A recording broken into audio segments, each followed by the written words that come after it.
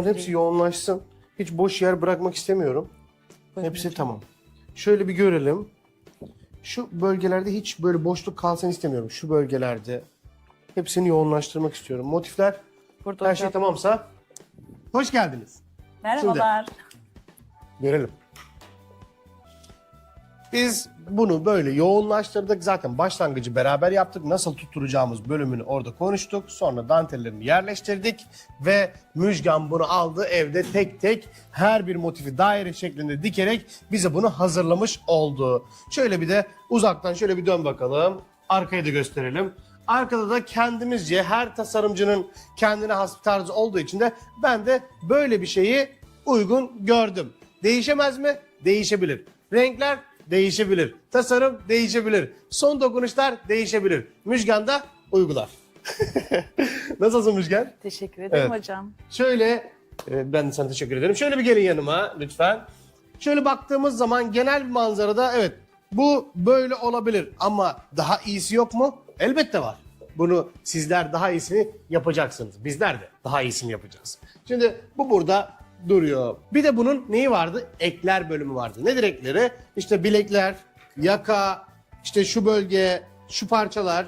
Bunların her birini biz şu şekilde yoğunlaştırıyoruz. Ama şurada şöyle bir şey söylemek istiyorum ki danteli buraya yerleştirdiğimiz bitim yerinde danteli biraz dışarı doğru taşırttık.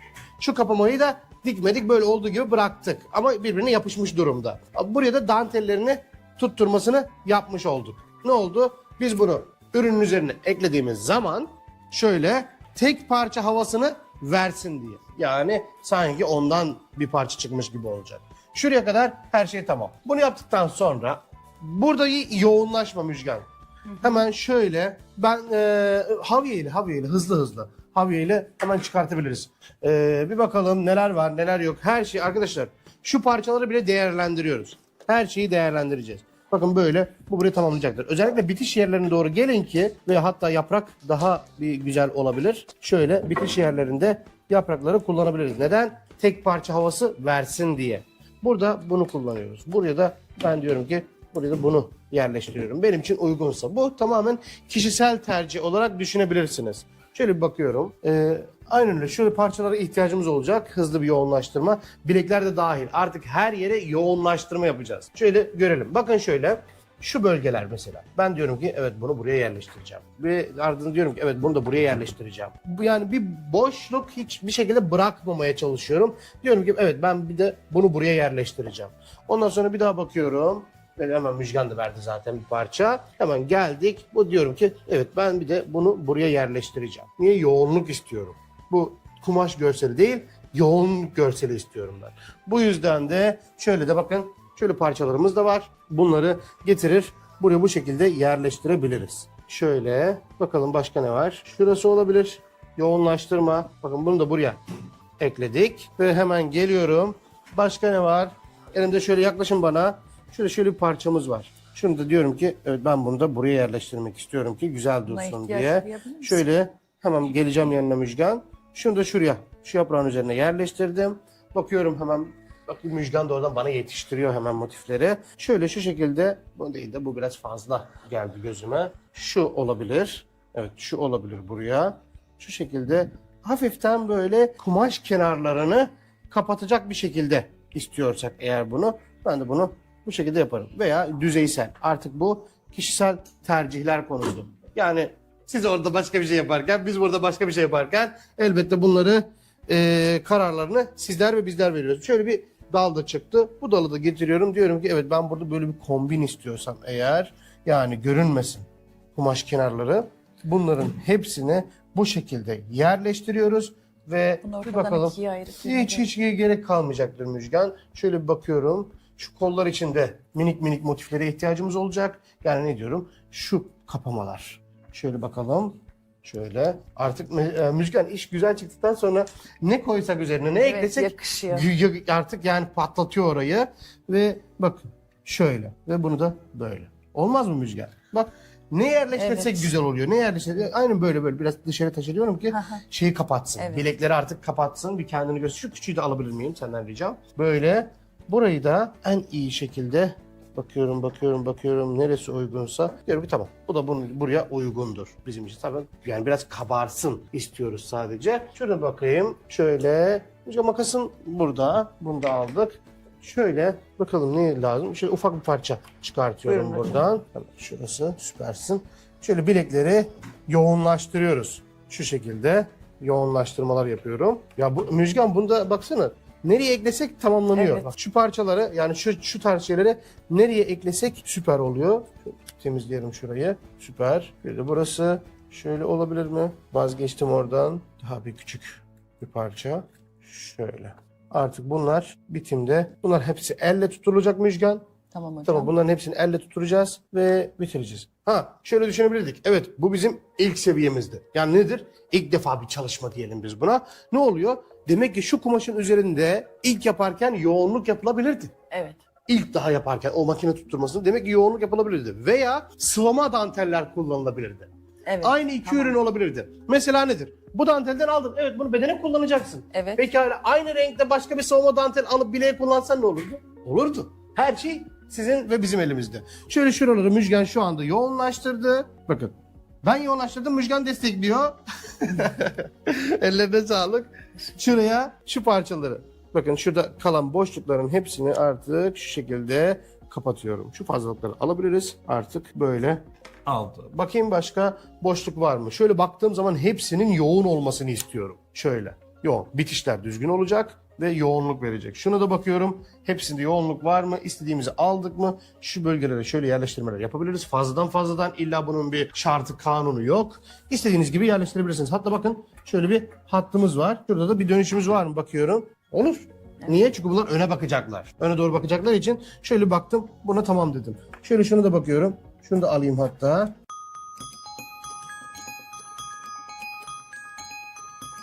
Şurada bakın şu kumaş görünüyor. Ben de kumaşı göstermek istemiyorsam eğer şöyle.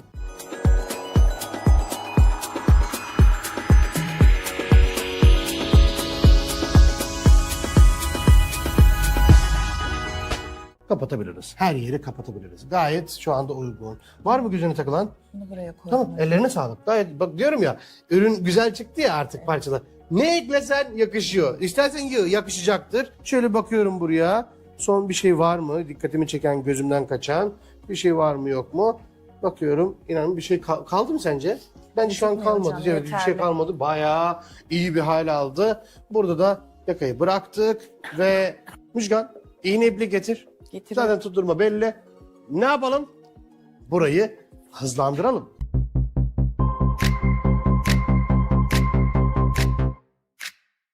Müjgan, ellerine sağlık. Teşekkür ederim. Burayı hızlandırdık. Şöyle yaklaşın. Çerçeveleri biraz daha yoğunlaştırdık. Bunları yoğun hale getirdik ve bu şekilde hazır bizi bekliyor.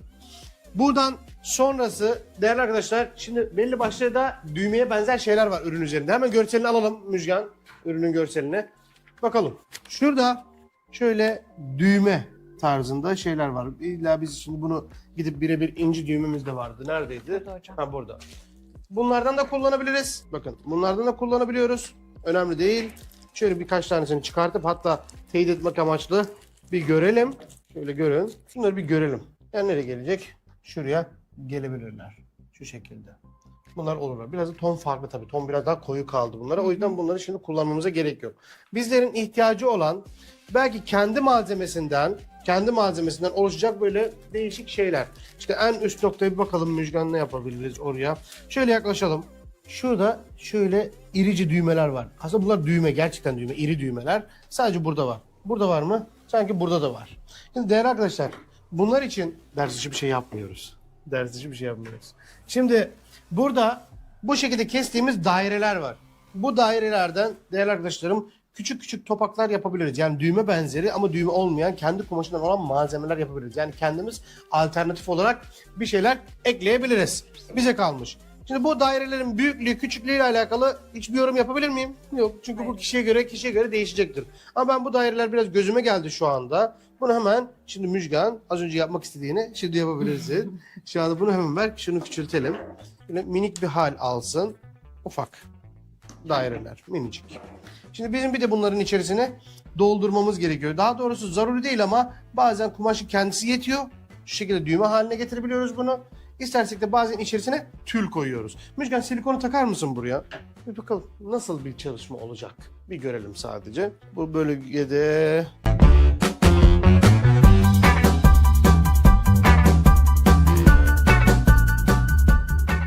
Hocam açıyorum silikonu. Evet çalıştır onu sana zahmet. Şöyle bakın bunlar çok pratik şeylerdir. Böyle çok dert edilecek şeyler değil. Ufak tefek şeyler. Şimdi gelelim bunun şöyle bir bölümünden girelim çıkalım. Böyle bu şekilde iri iri de gidebilirsiniz. Kısa kısa da gidebilirsiniz. Size kalmış.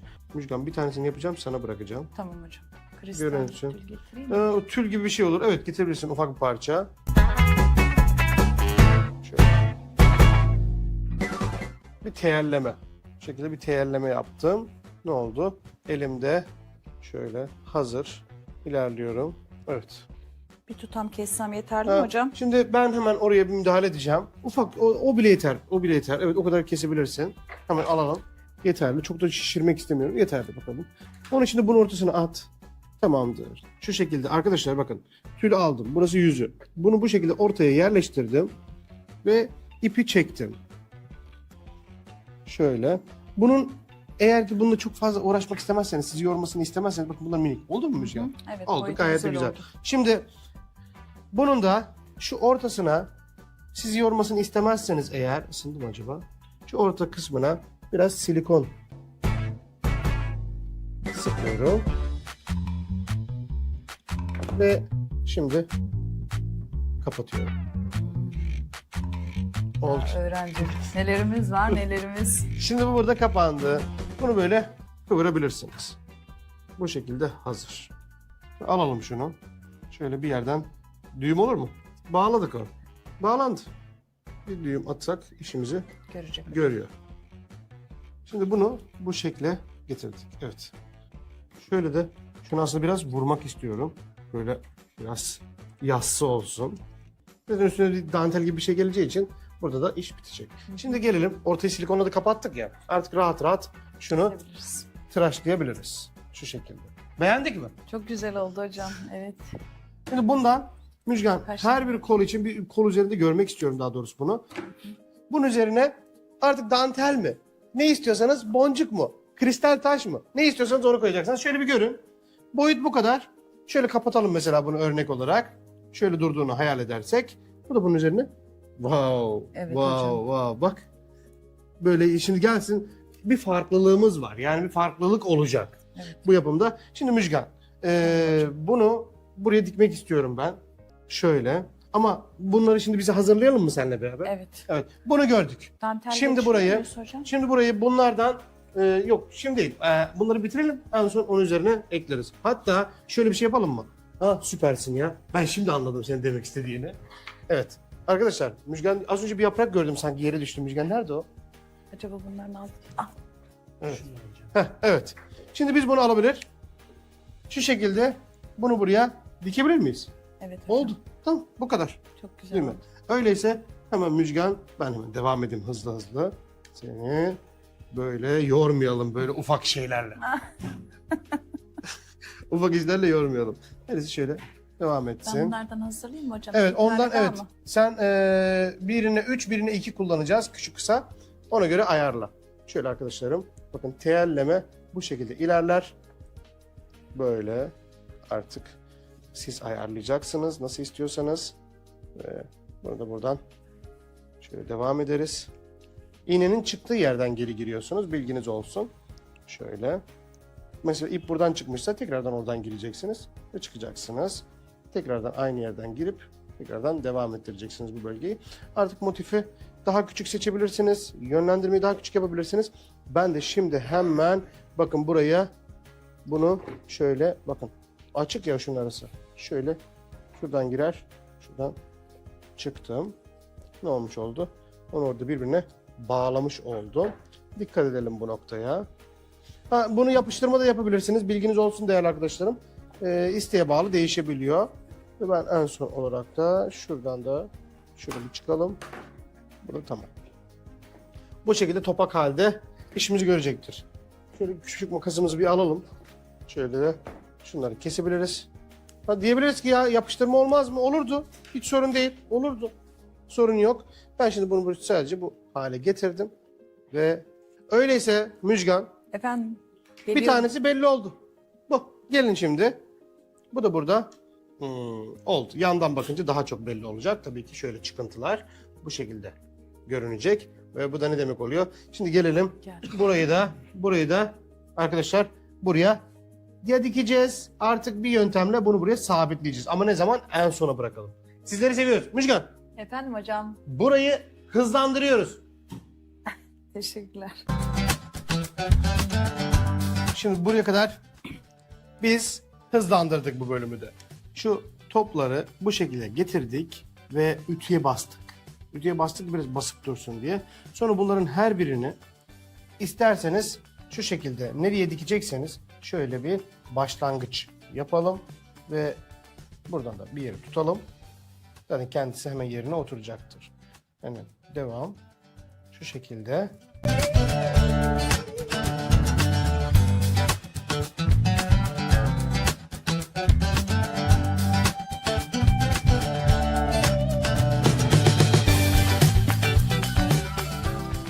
Her biri tane tane dikiliyor ve anlaşıldı mı Müjgan? Evet hocam, gayet net Evet, anlattınız. evet, yani Daha- burası görünüyor artık.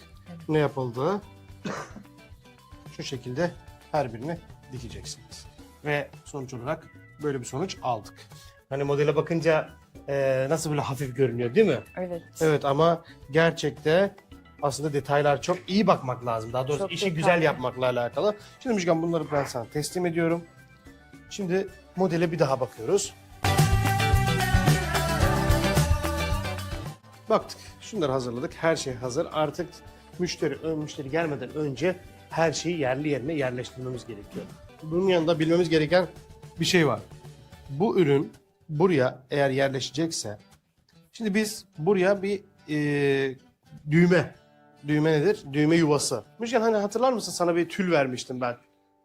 Sakla diye bunu. Yalnız. Bir tül. Evet, hatırlıyorum hocam. Şu dantelin tülünü. Burada muhafaza ediyordum ben. Evet, hemen onu bulur musun lütfen? Şimdi arkadaşlar o da yapılana kadar iğnemi nereye koydum? Şimdi bizim buraya 2 tane düğme yapmamız yeterli olacaktır. Şu şekilde ipimizi hazırladık. Hocam burada. O mu? Hazır. Şimdi Müjgan bilir misin düğme iliği yapmayı tülden? İye şeklinde mi hocam? Ha, incecik böyle bir tane ortadan dikişi oluyor. Yani bu katlanıyor bir gibi. Aynen öyle. Biraz şöyle şu kadar boyutunda bir parça istiyorum ki düğme iliği yapacağız ondan. Hemen onu görelim. Ben de arkadaşlar şurada da şöyle görelim. Düğmelerimi nereye takmak istiyorsam, işte örnek veriyorum, yakaya takmak istiyorsam yakaya istemiyorsam ortaya istemiyorsam aşağı. Bu bize kalmış. Ben hemen size şurada Müjgan onu göstersem bir ne yapacağını. Ütüde mi yapacaksın önce yoksa direktmen de makineye mi sokacaksın? Hocam bunları karşılıklı kıvırıp şu şekilde dikiyoruz. Doğru değil Süpersin. mi? Tabii bomba, süper. Evet, anlaştık. Şimdi Müjgan hemen onu sendeyiz. Görsünler. Ben düğmeyi de yanında dikeyim bari o yapana kadar. Şöyle Böyle- hem beni görün. Ben düğmeyi dikiyorum. Ben de biyeyi tamamlıyorum. Böyle karşılıklı yatırdıktan sonra tekrar ikiye katlıyorum. Açık kısımları iç kısımda kalıyor. Ne kadar ince olursa o kadar güzel olur, bilginiz olsun.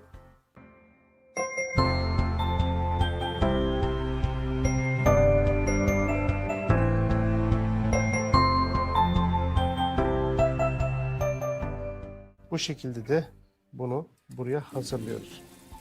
Biraz sanki kenarda çok fazla kenarda oldu. Sanki Ben çok fazla 2 dakika kenarda buna oldu. ütü süreyim. Tabii tabii. hocam. Tabii. Devam. Ben de hemen şurada şunun biraz o tarafa alacağım çünkü çok kenara gelmiş.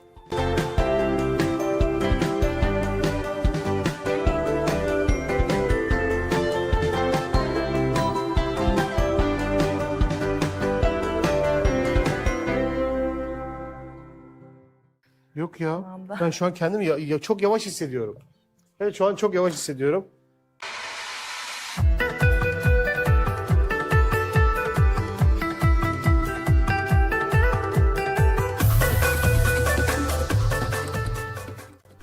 Müjgan bu ilikten sonra, şimdi yani bu seviyeden sonra şöyle şu dursun.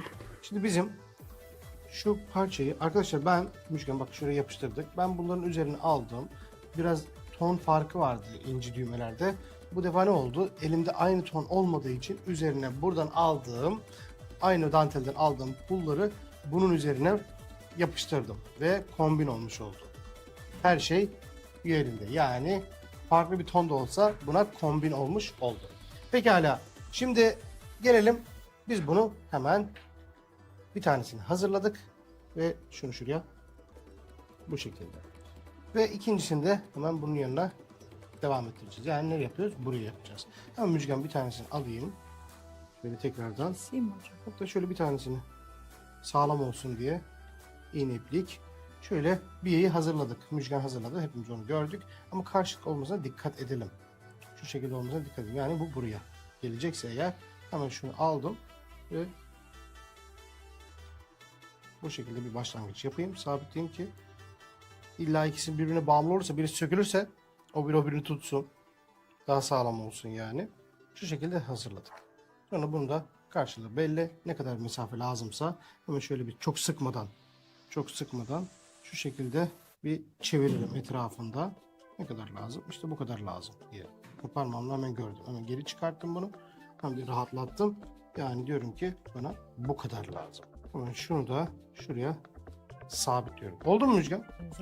Sağ olasın. Evet, her şey anlaşılır, net ve şeffaf.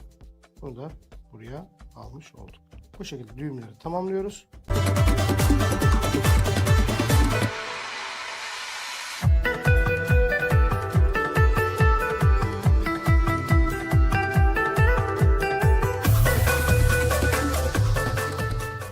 Sonra bunun üzerine bir tane minik bir motif işimizi görecektir.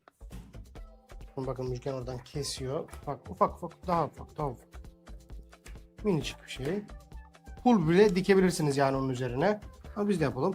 Bunu da buraya yerleştirip tekrardan teyellemesini devam ettirebiliriz.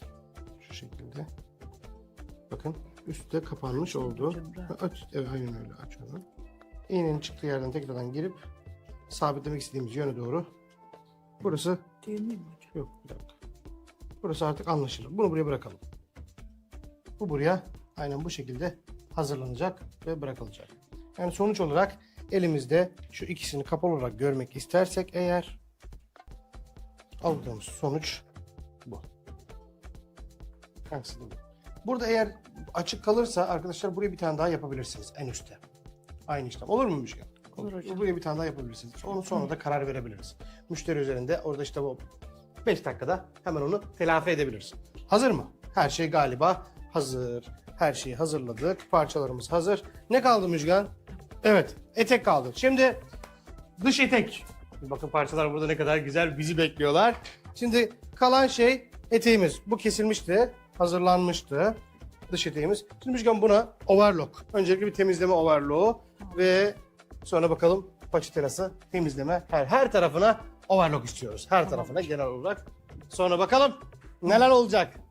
Sona doğru gidiyoruz artık. Müşterimizi de alacağız az sonra. Müşteriyi de aldık mı artık ürün teslimata hazır olmuş olacak. Heyecan dorukta. Evet. Evet, bindi yine hızlı arabaya.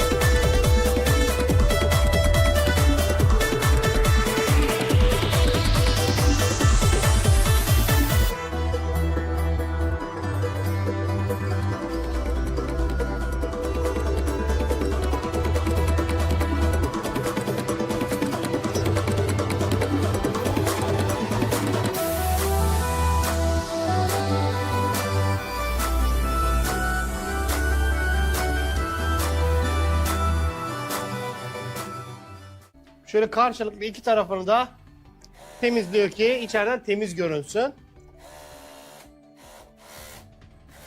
Şimdi Müjgan, Efendim? bizim buradan sonraki seviyede değerli arkadaşlar aldık eteğimizi geldik.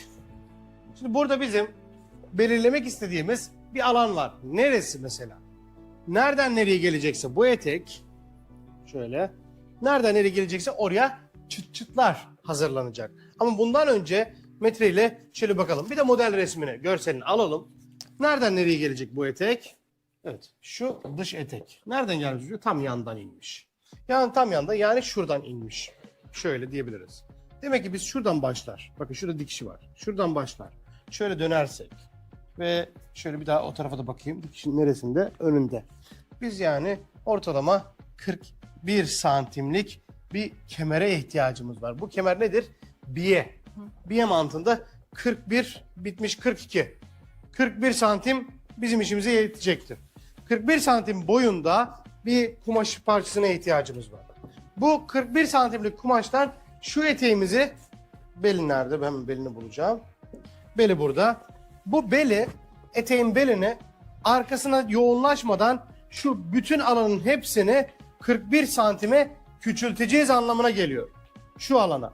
Şurası komple 41 santime küçülecek ve ayarlanacak. Ama bunun yanında da kendimize bir kemer hazırlıyoruz hemen. Kemerde de işte biye yapılacak ondan. İstersek o kemeri biraz sertleştirebiliriz. Yani ne yapabiliriz? Tela. Tela. Neden? Kemer sağlam dursun, güçlü dursun diye, çıtlar takıldığı zaman rahat olsun diye. Pekala Müjgan, bize 41 santimlik bir parça çıkartmanı istiyorum. Şöyle bir geniş olsun. Genişliği kaç santim olsun hocam? Yani 7 santim falan yetecektir. 7 santim bitimim mi olsun? Evet, onun sonra kıvrı. Sen büyük yap biraz. İstersen 10 çok mu olur? 5 santimde yeter. Yani şöyle kıvıracağız. Evet. Böyle olunca da bu kemer genişliği bizim için Yeterli. Evet. Yeterli. Tamam. 10 santim ya da 9 santim bizim işimizi görecektir. Tela da hazırlayayım mı hocam? Evet, hemen onu bir tele yapıştıralım. Heyecan dorukta. Hocam Orada var. parçalar. Orada parçalarla değerlendirelim hemen. Bunun bir önemi yok arkadaşlar. Yani bunun nasıl önemi yok? Altta kalacak parça bu. O kapakların, yan kapakların altında kalacak olan parça. Bir bakalım neler göreceğiz.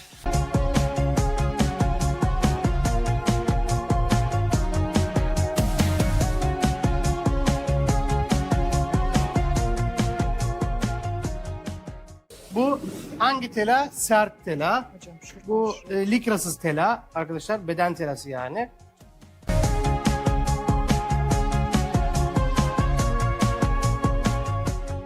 Hadi devam et. Yüzünden de ütülüğü bitir ondan sonra. Bitir ütüyü.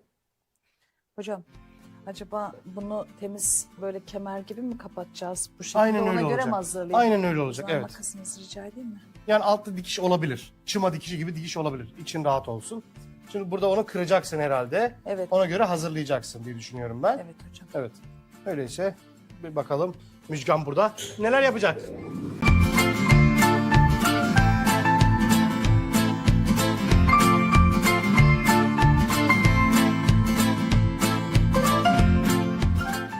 Müjgan, Efendim, bize hocam. açıklar mısın? Ben bilmiyorum. Neden burada bu payı bıraktın? Çünkü Mesela bu dikişe bir dakika. gidecek Bir hocam. dakika, bir dakika. Şöyle detaylı bileyim, ben de öğrenmek istiyorum. Burada mesela Müjgan bir tarafı böyle katladı. Şunu da al, şu topaklığı sana zahmet. Müjgan burayı katladı önce. Tek taraf katladı ama bakın. Tek tarafı katladı. Katladıktan sonra tekrardan böyle katladı ama ucuca getirmedi. Bunu ne yaptı? Şurada bir pay bıraktı. Dikiş payı galiba Evet bu. hocam. Önce diyor ki, Müjgan şu an diyor ki, ben diyor bu parçayı önce eteğe dikerim istediğim yere. Ondan sonra çevirdiğim zaman bu gelir onun üzerine bu şekilde kapanır. Evet hocam. Evet. Yani ne demek oluyor? Önce şu fazla bırakılan parça dikiliyor. Dikildikten sonra o geliyor. Bunun böyle üzerine oturuyor. Evet, almak istediğimiz manzara bu. Bu yüzden şimdi Müjgan, bana öğrettiğin için teşekkür ederim. Ben hem anlatıyorum. Hem sorum hem anlatıyorum. Şimdi Hocam burada siz güzel anlatıyorsunuz. şimdi burayı böyle hazırladık. Hazır mıyız? Evet hocam. Ama önce bu kemeri bırakalım. Tamam. Kenara şöyle bırakıyorum. Şimdi senden ricam bunu paça telası. Her tarafa. Her tarafına paça telası yapman. Yanlarda dahil, altlarda dahil komple paça telası. Şurası Bir yere- bel hariç. Yok, bel hariç, bel hariç. Bel hariç şöyle gösterelim mi? Tam böyle bir konumuz da olmuş olsun. Şu bel bölgesi hariç, şöyle. Şu bel bölgesi hariç kalan tüm yerler ütülenecek ve paça telası yapılacak. Burası. Paça telamız şöyle bir nereden başlayacaksın? Buradan hocam. Oradan, süpersin. Şimdi geldik. Üçgen bugün bomba gibi duruyor değil mi arkadaşlar? Bakın yüzü de gülüyor. Bomba. Şimdi alalım. Şöyle paça telasına başlayalım. Dur. Şöyle geriye dönelim hemen. Soğut burayı iyice. Soğut burayı iyice. Şimdi Müjgan buraya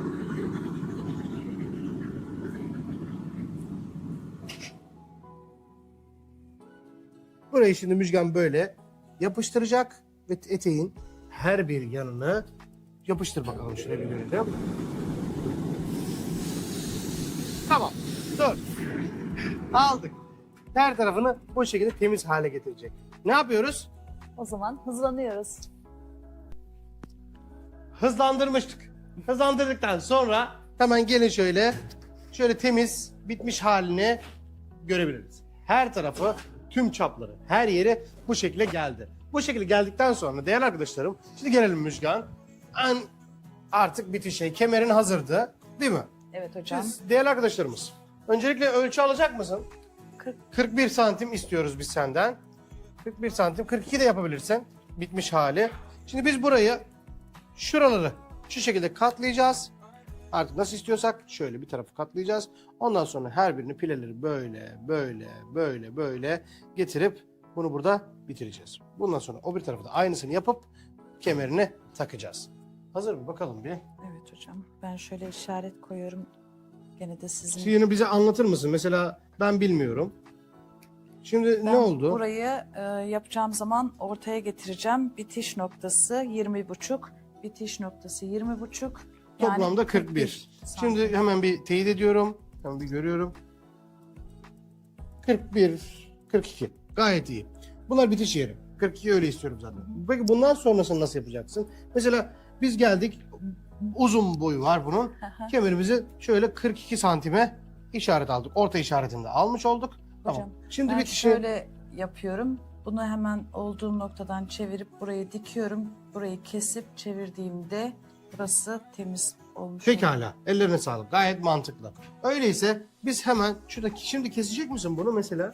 Keselim mi? Yani fark etmez, şeyden sonra da kesiliyor. Bittikten sonra mı? Evet. Yine de onu bir görelim mi? Fark eder mi, seni zora sokar mı benim bunu kesmem? Yok, hayır hocam. Öyleyse ben 1 santim pay bırakarak Santim, evet. buradan kesimimi yaptım. Bunu da yapıyorum. 1 santim pay bırakarak. Tamam. Benim toplamda istediğim kemerimin boyutu bu. Buysa bir görmek istiyorum.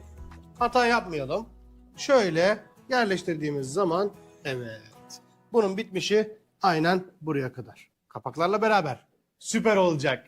Öyleyse gelelim bunu buraya yerleştirmeye. Şimdi Müjgan, Efendim hocam. bizim Çelik iğne. istediğimiz şey, şimdi kemere bunu burada mı takacağız? Şöyle. Evet hocam. Evet. Filelerini yapacağız. Ben değil mi? bilmediğim için soruyorum. Bitiyor. Ben bilmediğim için soruyorum. Biz burada, yok ben ciddiyim. Yani sen beni bana öğretiyormuş gibi öğret. Tamam, ben sorun yok.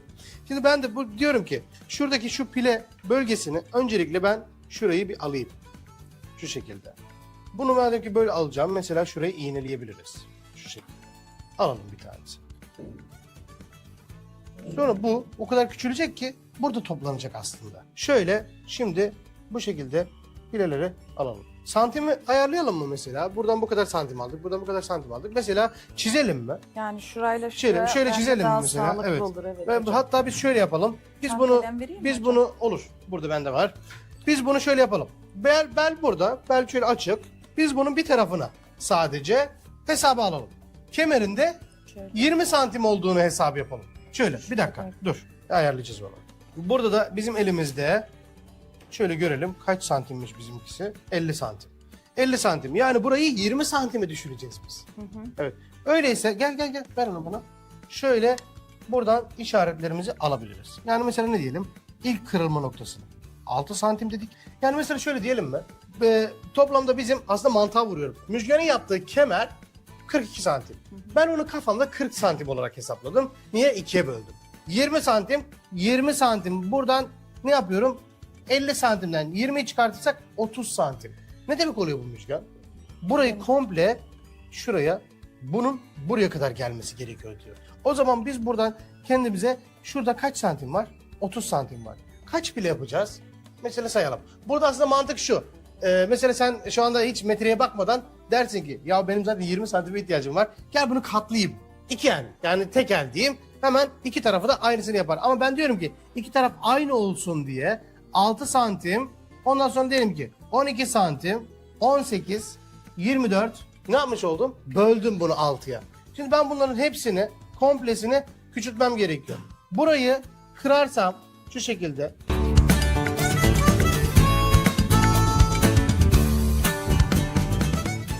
Olur mu?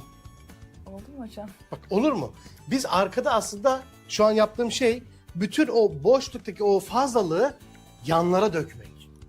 Arkaya da pileyle uğraşmamak. Niye? Düz kalsın. Modele gelin bakalım. Hemen mantığına bakalım. Modelimize baktığımız zaman yoğunluğu, çoğunluğu nereye vermiş Müjgan? Yanlara. Yanlara vermiş. Niye böyle yaptık? Topladık orayı. Yani şurayı. Hemen. Peki hocam merak Buraya- ettiğim için bir- soruyorum. ha. Bu pilalarda biraz ben böyle şeyde zorlanıyorum. Şimdi mesela bunu yoğunluğunu yapacağız ya. Hani üst üste binmek yerine şu şekilde daha geniş pileyle aynı hamleyi alamıyor muyuz? Bu alternatif. Biz bir yerde toplamaktan bahsediyoruz. Zaten onu öyle yaparız. Mantık zaten pileleri 20 santime toplamak. Ben diyorum ki eğer hepsini, bütün pileleri aynı yerden dökecekseniz Evet. ve bunun üstten bir kapağı varsa, Evet, bak mantık çıktı mı ortaya? evet. Üstten bunun bir kapağı var. Kapanacak bu. Pileler nereden dökülecek? Kapağın altından dökülecek. Bu defa ne yapmış oluyorum? Bütün bu parçaların hepsini en son parçanın içine koyuyorum ve bunu buradan alabilirim şu anda. Pilelerin hepsi nerede? Aynen. Tek bir noktadan aşağıya akıyor. Aslında üstte kapak olmasa ben onu aynen Müjgan'ın sorduğu gibi derim ki evet üstten kapak yok zaten efendim. Ben gelirim şuradan şöyle bir tane yaparım iğnelerim. Sonra gelirim şuradan da şöyle bir tane yaparım iğnelerim. Bak demek istediğin senin de buydu. Evet. Tane tane ilerlesin ve yürüsün diye. Şöyle ilerleteyim. Şöyle pileler istiyorsun. Senin mantığına göre. Evet. Ben de diyorum ki üstten Abi doğru. Mantık zaten o. Ben de diyorum ki zaten üstten bizim kapağımız var. Kapanacak. Neyin nereden çıktığı belli olmayacak. Öyleyse ben burada 20 santimimi kolladım ve hepsini burada topladım. Bu alternatif. Evet. Yani ustadan ustaya değişir. Yarın sen farklı yaparsın. Ama şimdi benim söylediğim dışında diyelim ki mesela sen zaten işi biliyorsun. Şu anda sen az önce sorduğun şeyi bildiğin için soruyorsun şu anda bana. Bana şu anda sen pile yap dersen, yap işaretlerini al. İşaretlerini al. Bitirelim. Karşılıkları Evet. arkadaşlar böyle. İşaretleri alıyoruz. İşaretleri aldın. Peki hala Müjgan. En basit. Topu sana atıyorum. Hayır. Sen şimdi bize pile yapar mısın? 20 santim. Mantık Demek pile, ki- pile mantık. Evet evet senin mantığında böyle bize bir pile yapar mısın? Kat yapacaksın yani sadece o. 20 santime nasıl yakalayacaksın onu merak ediyorum. Buradan bir 6 santim daha oluşturduğumda yine kızarmaya başladım ben. Merak ediyorum. Aslında kolay gibi görünen Evet. ama pratik isteyen. Ben çok merak ediyorum. 20 santimi onu nasıl oturtacaksın? Ben de deneyip bakacağım hocam. Ama normalde şu anda geriye doğru gitmesi lazım ki santimler kaymasın. Devam et bakalım ben merak ettim. Hem de konu olsun. Evet. Konu olsun yani hiç sorun değil. Biraz utanıyorum şu Yo an. niye Ter- utanıyorsun? Yo iş Ter iş boşaltıyorum ama Hiç yine iştahı de yok. kendi mantığımca Oldu. Tebrikler. yanımızda. Gerçekten mi Tabii hocam? ki. Seni tebrik ediyorum. Ben de teşekkür ediyorum. Başardı. Ya. Başardı. Şimdi ölç bunu. Hem de süper başardı. Neymiş? İstemek. Herkese fırsat vermek lazımdır. Sadece şu parçanın bir tanesini biraz öne doğru açmanı istiyorum ki tam şey olsun, kombin olsun. Süpersin. Çok beğendim bu arada tekniği. Bakın. Şimdi bu tarafı söktürüp bir daha yaptıralım değil mi ona? Şimdi biraz daha çıkarttım. Hatta santimi tutabilirsin. Evet. Artık hocamız Bravo. gibi iğne takmaya başladım Bravo. arkadaşlar. Şuraya da bir tane daha çift takarsan hiç kaymayacaktır. Gerçekten seni tebrik ediyorum. Ben de teşekkür Ee, ederim y- hocam. Yüzümü kara çıkartmadı. Ben de çok Yüzümü kara çıkartmadı, başardı. Şimdi ve Şimdi buraya da evet. 6 santim. Yok şurayı ölçmeni istiyorum. Burada kaç santim aldık tamamen? Görelim. Evet. 21. Süpersin ya, süper. Tamam. Aynısını bu tarafa da yapar mısın?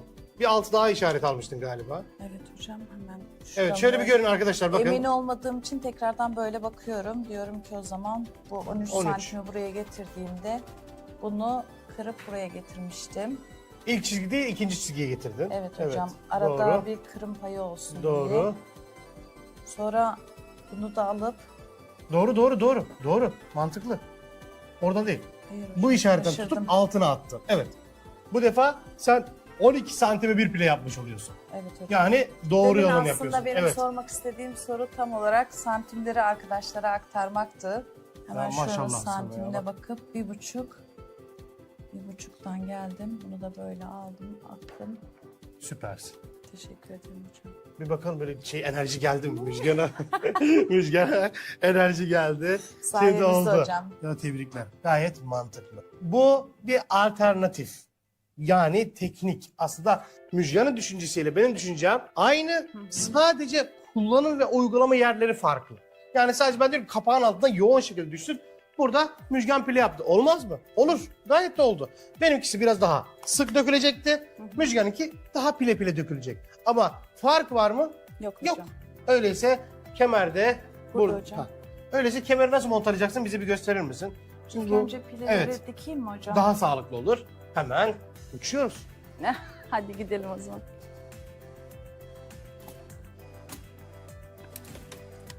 Ben şu an neye mutluyum biliyor musunuz hocam? Pileden ziyade iğneleri sizin gibi takmayı Ya sen daha birazcık- ben senden çok umutluyum. Her şey iyi olacak. Tamam. Evet Müjgan burayı dikti. Buranın derdinden, sorunundan kurtuldu. Artık dağılmaz da hiçbir şey de olmaz. Tamam. Şimdi kemeri nasıl yerleştireceksin? Bize onu göster. Ama ben normalde biliyor musun makine ağzında çalışmayı sevmem veya anlatımı makine ağzında normalde sevmem. Ne yaparım? İğneler. Masa üzerinde gösteririm. Geri gelirim ki anlaşılabilirliği üst seviye olsun. Sen ilk birinci, ikinci etapta böyle değil miydin işte böyle anlatırken detaylı git geller olduğu için orada yığıntı olmuyordu. Şimdi gelin arkadaşlar. Şimdi burada çıt aldım çizdiğim yere çünkü arkasında rahat görebilmem için. Ben de bunu böyle tuttum elimde. Yüzü size bakıyor, tersi bende. Evet. Böyle Ama tuttum. ben tersini alıyorum, makineme yatırıyorum ve tersi beni görüyor. Buradaki almış olduğum çıtı arka ortaya yerleştiriyorum ve buradan geliyorum. Bakın zaten hepsi yerine geldi. Buradan da eğer ki arkalı önlü dikişlerimiz hiç düşmesin dersek ayağımı hemen hiç kemeri bile kaldı. Ya çizelim aynı noktasını dikiş düşmemesi için ya da hiç ayağımızı kaldırmadan iğne öbür tarafı görmeden böyle Yani sen şu hattı hem harita rehberi olarak kullanıyorsun Evet. hem de sana düzgün bir yol çıkartsın hem de Evet. bitişte düzgün olsun katladığın zaman. evet hocam. Evet, bu katlamayı şu anda görüyorsunuz kendisine yol olarak kullanıyor ve Müjgan devam ediyor. Müjgan devam ediyor. Müjgan kemerin ortasına geldi. Bunu da Sona gelirken biraz yavaşlıyor. Şimdi bunu taktım hocam. Bunu alıyorum, açıyorum. Evet. Sonra kemerin düz yüzü beni görüyor. Katlıyorum tam dikişin Bakın, olduğu bakın, bakın, bakın, noktasına. bakın. Bakın nasıl dönüyor burada işler. Bakın süper. Buraya geldim. Kolay sistem. Bakın nasıl anlatılıyor. Seni tebrik ediyorum Müjgan. Gayet güzel. Evet. Sonra Rehberi düzgün aynısını ayarladı. Gelin yaklaşın. Öyle hemen acele etmeyelim.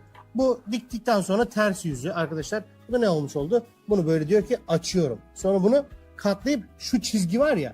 Şu çizgide kolluyorum diyor bunu. Evet. Böyle. Yani ne yapıyorum? Böyle yapmıyorum. Buna sıfır getiriyorum ve bu şekilde bir kapama yapıyorum. hem ona sıfır hocam hem de burayı düz yapıyoruz. Yoksa kemerimizde kayma olur toparlayamayız. Pekala. Pekala. Müjgan hocam. Süpersin. Evet burayı da aldık. Ne yapmış olduk? Hemen elimize Şimdi al, ben bir tane kaybetmeyelim. makas hocam Tamam alacağım. ben halledeceğim bir dakika. Müjgan bunu bu şekilde ayarladı. Şimdi hemen geliyoruz. Teşekkür ederim hocam. Anlatıyor ben anlatamıyorum. Yapmaya çalışıyorum ama anlatımda başka bir şey. Evet. Şimdi bunu çevirdiğim zaman dışında bir katman oluşmasın diye bunun hemen ucunu böyle üçgen kesiyorum.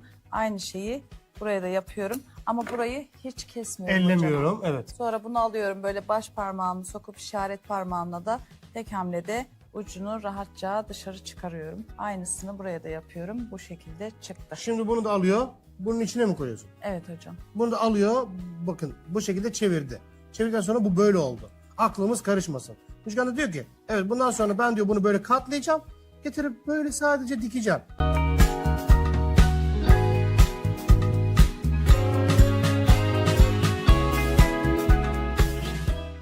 dikişin üstünden gitmeye gayret gösteriyorum.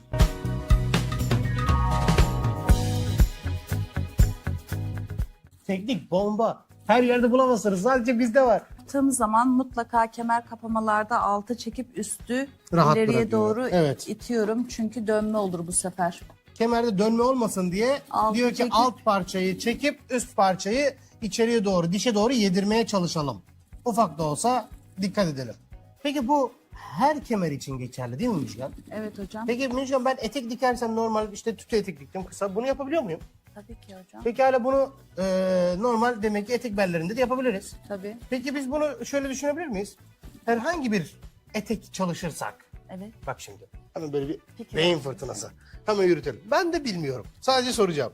Şimdi biz buraya bir pileli etek yaptık diyelim Müjgan. Yaptık. Aklın bende mi? Tamam. Pileli etek yaparken desek ki bizim eteğimizin beli, yani bedenimizin beli 70 santim. Bu kemerin oval olanını yapamaz mıyız? Yaparız. Üstten çuval olur, bir şey olmaz. Pekala bu pileli eteğin kemeri böyle mobil olursa biz sonradan bunu oraya direktmen tutturamaz mıyız biz? O zaman niye yapmıyoruz bunu? Yapalım hocam. Niye yapmıyoruz? Yapalım o zaman bunu. Hemen yaklaşalım. Değerli arkadaşlar, hemen bitirelim onu ve Arkasından da evet. görünümü. Hem içi hem dışı tertemiz olan böyle hazırladığımız bir parça. Hem pileleri hem kendi hem yapan güzel. Teşekkür ediyoruz. Hadi Hocam gel. bunu bir ütüleyeyim mi? Gel kenara? gel gel. Evet. Sen geç. Bu tarafa lütfen buraya buyurun. Evet. Şimdi bu eteğimiz hazır. Beğendik mi? Çok. Beğendik. Öyleyse kemeri hemen alıyor, ütülüyor. Hiç dönme yapmasın diye de uğraştı. Çok emek verdi. Müjgan, Efendim hocam. ütüle, ondan sonra seninle görüşeceğiz. Acaba korkularım var. Müjgan. Müjgan, ne yapıyorsun? Çıt çıtları dikiyorum hocam. Elindeki dişi mi erkek mi? Erkek. Pekala. Buraya hazırlamış olduğumuz şeffaf çıt çıtlar. Kemerde öncelikle bedene işaret almadan istediğimiz herhangi bölgelere bu çıt çıtların erkek olan, yani çıkıntılı olan parçaları kemere dikiyoruz. Çok kolaydır. Var mı bir zorluğu Müjgan? Hayır hocam. Bak böyle. Çok rahat dikiyorum. Tur atarak ipimiz 4 kat olacak şekilde. Kaç kat? 4. 4 kat. Öyleyse biz şimdi böyle şu bölgeleri her bir kanala 2 hat, 3 hat, 4 kat ip olmak üzere öncelikle şu şekilde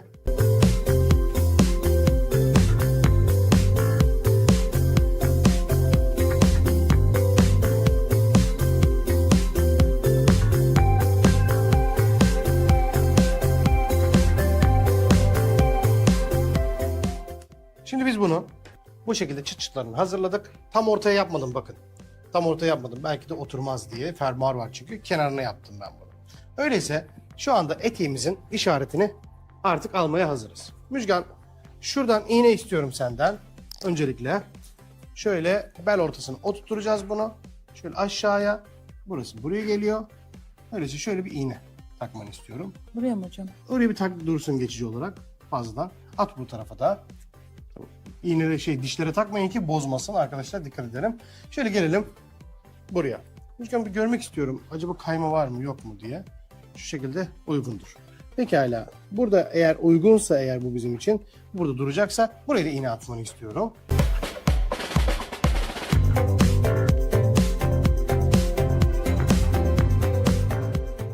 Uçan kalem alalım Müjgan. Hatta iğne de alabiliriz ama bir ver bakalım. Neler yapacağız? Şurada isterseniz şöyle işaret alabilirsiniz. İkilecek yere. İsterseniz de bir iğne alayım. İğne işareti de almamız mümkün. Yani ne diyorum? Şöyle iğne işareti. Hatta şöyle. Direkt batırabiliriz. Evet, buraya dişisi gelecek ki kapanacak. Hemen bir tane daha iğne var mı burada? Var burada. Ama bu ne demek oluyor? Şurada da bir çıt çıtımız var. O da buraya gelecek oluyor. Bunu da artık çıkartalım. Bu tarafa da gelelim. Burada bir çıt çıtımız vardı. Öyleyse biz de bunu da buraya dikeceğiz demek oluyor. Hemen bunu aldık. Artık bununla işimiz bitti. Artık dişlerini buraya dikmemiz gerekiyor. Burada Müjgan, bir tanesinin şöyle bir başlangıcını yapıyorum. Nereye? İşte dişlerden bir tanesini alıp buraya dikmek istiyorum ben. Şöyle görebiliriz. Şöyle başlatabiliriz. Bunu da burada bıraktım. Tamamdır. Orada beklesin. Sen de onu devam edeceğiz. Şimdi bu kalsın. Sadece iğneni bırak oraya. Tamam böyle dursun. Hadi gelin bakalım. Görelim. Şimdi arkadaşlar elimizde de bu parçalarımız var. Bu parçaları yani bu çıt çıtları diktikten sonra biz alacağız bunu. Bu şekilde sondan başlatıp yani şuradan bunu yerleştirip nereye geliyorsa oraya kadar böyle bir takviye yapacağız. İğneleyeyim mi hocam? Ondan tabii iğneleyebilirsin. Güzelliği görünsün. Bu burada dursun. Hemen bunu da aynı şekilde bu iğne kaçmasın yerinden. Bunu da aynı şekilde sıfırda mısın Müjgan? Bir saniye. Tam arkaya sıfırla. Şimdi tamam hocam. Evet şuraya hemen gelelim. Bakın bunu da alayım Müjgan iğneni. Verdim. Süpersin. Müşteri gelmeden önce. Bunu da buraya aldık yerleştirdik. Tabii en son böyle ufak dantel eğer ihtiyacı varsa şöyle rutuşlanacak. Şöyle yapıştırılacak. Geri kalan yer zaten kendisi belli ne yapılacağı. Bunun yanında bunlar buraya elle şöyle değerli arkadaşlar dantelden dantele bedene böyle komple teerlenecek. Sağlam olacak. Ondan sonra etekte çıt çıtları hazırladığımız eteği getir bunun altına takacağız. Bunun yanında yakadan bahsedelim. Yakada düğmelerimiz zaten hazır. Şunu da bir görelim. Şunu yerleştirelim. Şöyle şunu çıkartalım. Yakada buraya yerleşecek. Manken ne kadar uzun ya. Evet. Arkayı görün. Arkayı görün arkadaşlar burada durmayın. Hemen arkaya bir bakalım. Gayet iyi. Süper. Burada da tülümüzü gereceğiz. Şu şekilde yerli yerine. Bu da bunun altına. Ve bunu da böyle tutturacağız. Şu fazlalık olayı var ya şurada. Onu biz şöyle yukarıya toplayacağız. Yakanın altına. İğne alayım. Çelik iğne mi? Çelik iğne olur. Hepsi olur. Tamam şimdi geçici olarak bunu burada tutalım. Bunu da alıyoruz. Bunun altına geriyoruz.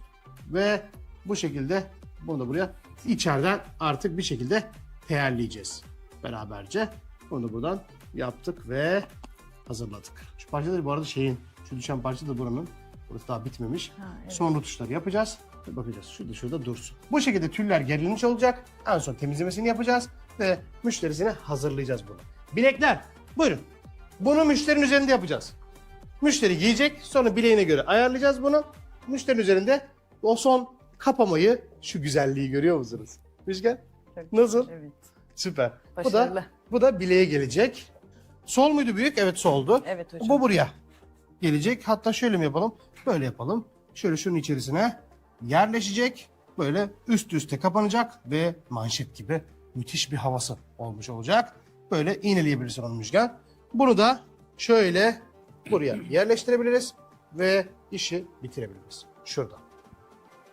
Hemen alalım Müjgan bir iğne daha. Şuradan. Hemen aldım. Şöyle şurayı bir tane daha iğne alacağım. Senden ricam. Bu da şöyle kola takalım bunu. Evet. Galiba istediğimizi aldık. Müjgan Efendim nasılsın? hocam? Teşekkür ederim. Evet. Şimdi biz burayı alıyoruz. Şu şekilde hepsinin teyerlemelerini yapıyoruz. Bilekleri ellemiyoruz. Bilekler olduğu yerde kalıyor. Yakayı teyerliyoruz. Yakayı teyerlemek için de küçük çelik iğne ver bana senden ricam. Burayı bir ayarlayalım. Ha bunu sonra müşteriye mobilde yapıyoruz arkadaşlar. Sonra da yapabiliriz ama istersek teyerleyebiliriz. Şöyle tentüle şu şekilde sabitlenecek. Her bir bölüm ve ondan sonra tentüle sabitlendikten sonra bu çıkartılacak ve sahibine hazırlanmış olacak. Burayı da şöyle süper. Böyle hazırlandıktan sonra artık hazırız. Evet, ne yapıyoruz Müjgan? Burayı hızlandırıyoruz. Konuşacağız. Bu kadar güzel.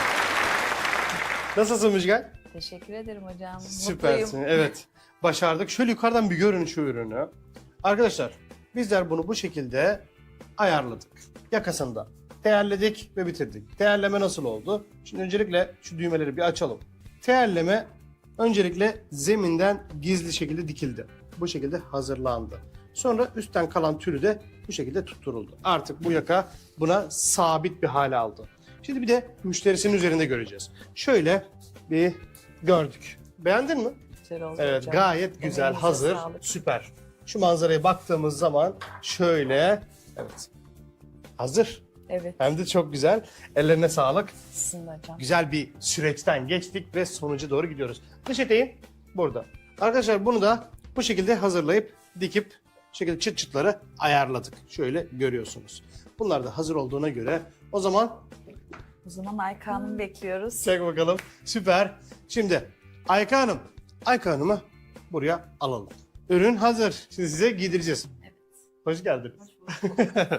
Hoş geldiniz. Şimdi biz hemen o zaman burayı hızlandıralım. Müjgan Hanım, Ayka Hanım siz de lütfen sizden ricam ürünü giydirin. Bir bakalım neler oldu. Burayı hızlandırıyoruz. Ayka Hanım'ı bekliyoruz. Bakalım.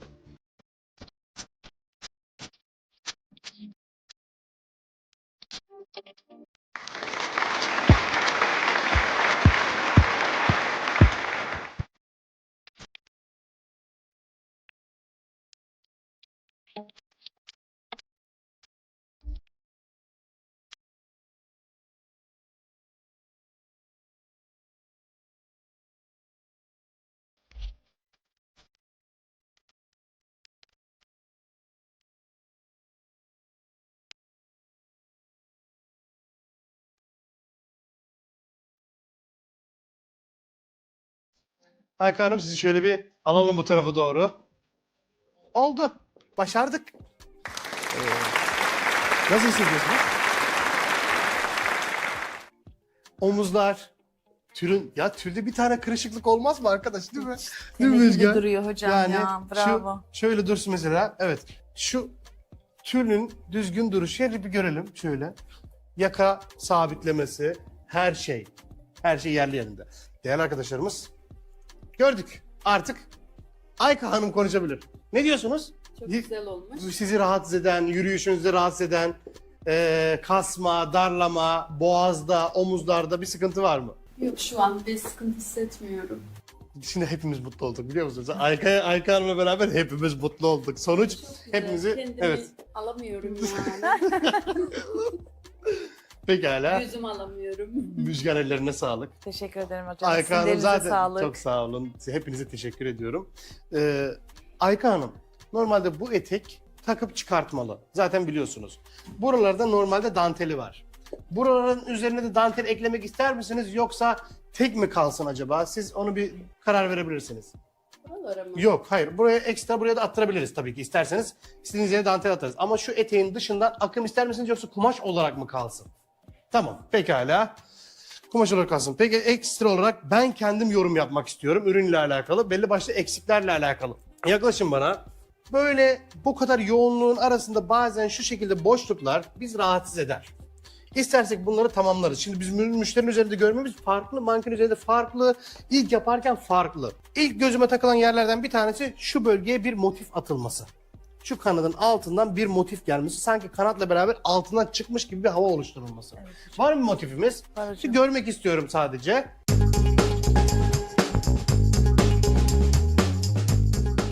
Ayka Hanım doyamadı kendine bakmalara. Şimdi şuradan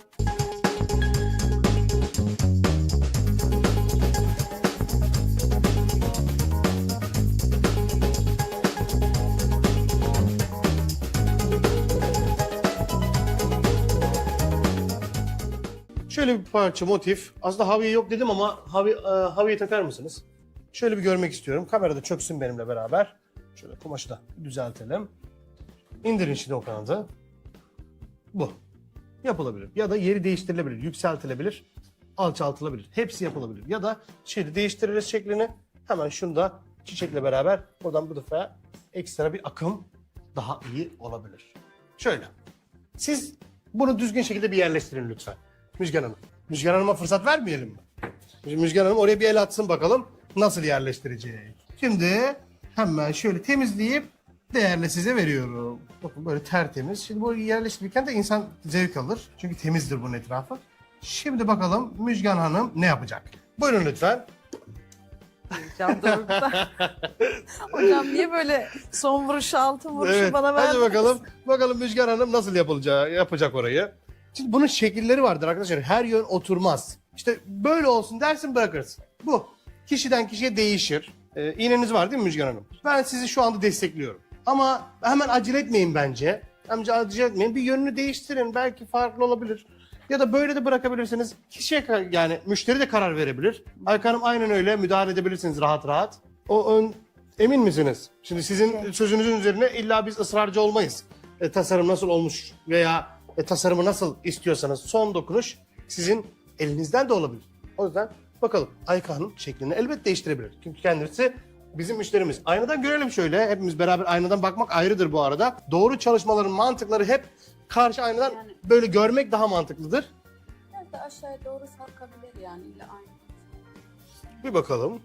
Ya bu nasıl usta? Sürekli müşterinin önünde aynanın arasından geçiyor. Bakın. Şöyle mi Ayka Hanım? Evet. Tamam bu da olabilir. Hızlı karar verin. Çevir bir Müşkan. Çevir. Ya, şöyle bir tek başına da illa bak böyle de olabilir. Şöyle de kalabilir. Şunu şöyle kaldır. Yaprağı düzelt. Bak, böyle de düşünebiliriz. Derseniz ki yok böyle olmasın. O zaman şöyle tek başına da müşterimiz görebilir bunu. Hiç yukarı çıkmadan şu bölgede. Şunu şöyle şurayı parmağımın olduğu yeri tut. Ha şöyle bir görelim uzaktan. Böyle de olabilir ama kaba oldu. Ne istiyor biliyor musunuz? Şu anda motif şeklin kendisi diyor ki bitiş istiyorum bence. Bu biraz kaba oldu. Yani bitiş de nerede var biliyor musunuz? Çiçek, son dal, bitiş. İstersek biz bunu komple kesebiliriz. Farklı kullanabiliriz. İlla şu parçayı burada kullanmamıza gerek yok. Çünkü neden? Her şey aşağıya inerken bitiş olarak iniyor. Bitiş olarak inerken de ne olacak? Son bitiş istiyor bu. Aşağı inen son bitiş. Bu da en uygunu şu anda görünen şudur. İndirebilirsin üstüne. Evet budur yani. Bitiş. Yani sivrilen noktalar. Doğru mu? Kaba olmaması gerekiyor. Pekala öyleyse Ayka Hanım, bu arada Ayka Hanım'ın bilekleri sabit değil. Yaklaşın bana. Biz kendimiz, daha doğrusu Müjgan Hanım hemen bunları iğnelemiş bırakmış. Bunlar sevgili arkadaşlar şurada isterseniz çıt çıt yapabilirsiniz. Etekte yaptığımız mantıkta. İsterseniz de bunu buraya şu şekilde teyelleyebilirsiniz. Tamam mıdır orası? Ellerinize Hocam siz de sağlık. uzaktan bir Ayka Hanım ne diyor? Ayka Hanım. Ürün size güven veriyor mu? Kıyafetiniz. Sardı mı sizi? Hissediyor musunuz bunu? Ha bu önemli. Ürünlerin tamamen vücudu sarması ve düzgün şekilde o hissiyatı vermesi önemli. Şimdi bu noktada şuraya puntalar atabiliriz. Şunu şuradan hemen böyle puntalayabiliriz. Yani ne demek istiyorum? Ben bunu buradan iğne iplikle şöyle şu şekilde şuradan iğneyi çıkartırım ve buradan puntalarım ve bunu buraya dikebilirim. Ama bilekten geçecek şekilde olması gerekiyor. Yoksa dediğimiz şu. İstersek de ne Hocam yaparız? iğne iplik getireyim Yo, mi? istersek ne yapıyoruz? Çıt çıt. çıt. Bir adet çıt çıt bu işi çözer. Bir adet ortadan çıt çıt bu işi çözer. Tak kapatırsınız bunu. Artık burası böyle sabit kalır. Aşağıya da inmez. Öyleyse ne yapıyoruz? Kalem işareti alıyoruz. Hemen kalem işareti alalım. Hanımefendinin bileğine göre çıt çıt olursa onun da hoşuna gidecektir. Ayka Hanım geniş mi olsun böyle bileğe tam mı otursun? Bileğe tam otursun derse Ayka Hanım ne yapıyoruz? Böyle gerdik. Onu da böyle oturtturduk. Demek ki böyle olacak. Doğru mu? Evet. Öyleyse biz hemen şuradan şöyle hem şuraya kalem hem de şuraya karşısına yerleştiriyoruz. Evet buraya bir tane dişi ve erkek yerleştirdiğimiz zaman evet bileğimiz böyle. İğneleyelim böyle kalsın öyleyse. Hemen geçici olarak artık teslimat diyoruz biz bu sürece. Şöyle artık ürün bitti ve evet bu şekilde. Bu da aynı şey. Değerli arkadaşlar bak mesela bu geniş. Ayka Hanım siz böyle mi istiyorsunuz? Öyle istemiyorsanız eğer hemen ben usta olarak müdahale ediyorum. Ayka Hanım diyor ki bu diyor bileğime böyle sıkı sıkıya otursun. Öyleyse biz de burayı hemen ayarlayalım. Biraz daha içeriye döndüreceğim. Şu toplar bileğin üstüne gelsin. Bu. O zaman şuradan bunu da çıt çıtlar metal veya plastik artık o size kalmış. Karşılıklı şöyle işaretler alabilirsiniz. Bu şekilde artık kaybolmaz. Buraya ayarlanacaktır çıt çıt bölgesi ve bu da burada.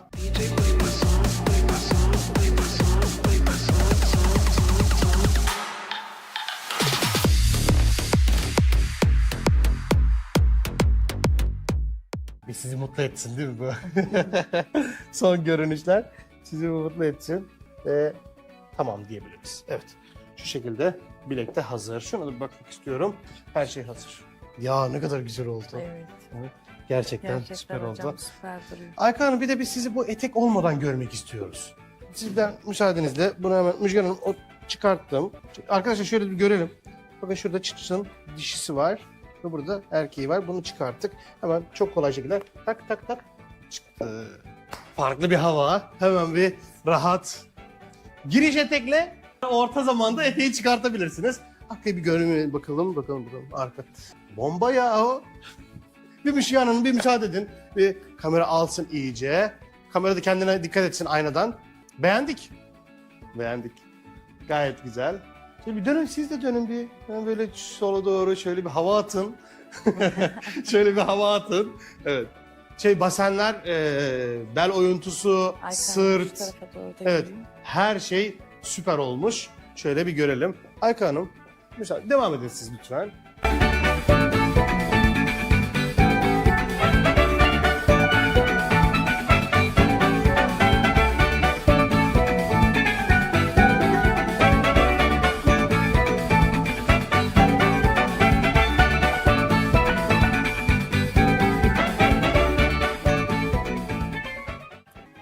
Hepimizin ellerine sağlık.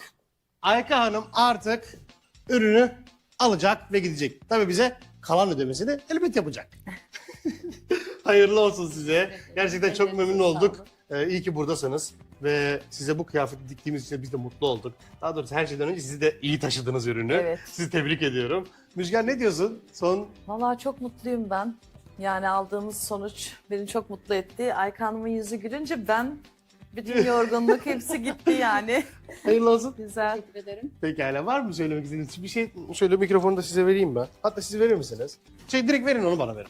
Onu, şu mikrofonu. Ayka Hanım şeyi alalım. Duygularını alalım, evet. Şu an duygularımı dile getiremiyorum. Çok Gerçekten, heyecanlıyım. gerçekten. Evet. Evet, o zaman Çok sağ olun. sonra yine bir şeyler zorlayalım değil mi? Bir şeyler evet, Ayka Hanım sizi dinliyoruz. Duygularınızı anlatın. Nasıl oldu işte? Evet. Çok güzel. Gerçekten. Gerçekten çok güzel. Yani heyecanlı atladı. Biz de şu anda hissediyoruz kendisini. Yani o zaman size hayırlı olsun. Nice güzel günlerde kullanın. Kendinize iyi bakın. Teşekkür ederim. Öyleyse burayı artık burada kapatıyoruz. Ayka Hanım'a hayırlı olsun diyoruz. Kendisini tebrik ediyor ve nice güzel günlerde kullansın. Bizi de hatırlasın. Sizlere de hayırlı olsun. Bu güzel bilgiler artık sizindir. Uçun uçabildiğiniz kadar. Kendinize iyi bakın arkadaşlar. Görüşmek üzere. Allah'a emanet.